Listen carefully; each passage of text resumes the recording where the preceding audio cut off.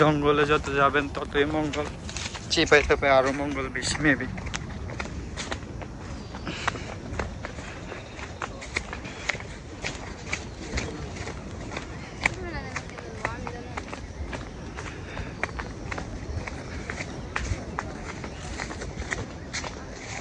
এবার তো মেবি আমরা মেইন জঙ্গলে চলে আসি। হ্যাঁ, ওই সামনের দিকে দেখুন, এবার পুরা মেইন জঙ্গলের পরিবেশে চলে আসছি।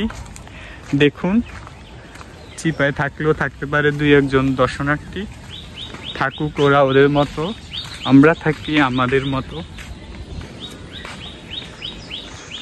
আপনারা মেবি এরকম বোটানিক্যাল গার্ডেনের এরকম ব্লগার খুবই কম পাবেন আমার মতো, এত ডিপে দেখাবে আপনাদের অজানা সব তথ্য, জানা তথ্য সবই দেখতে পাবেন আশা করি।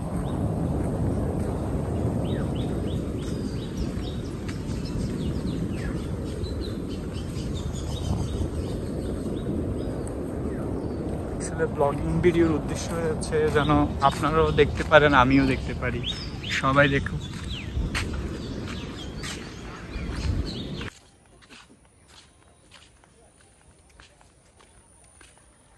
জঙ্গলের ভিতরে জুম করা যাচ্ছে না।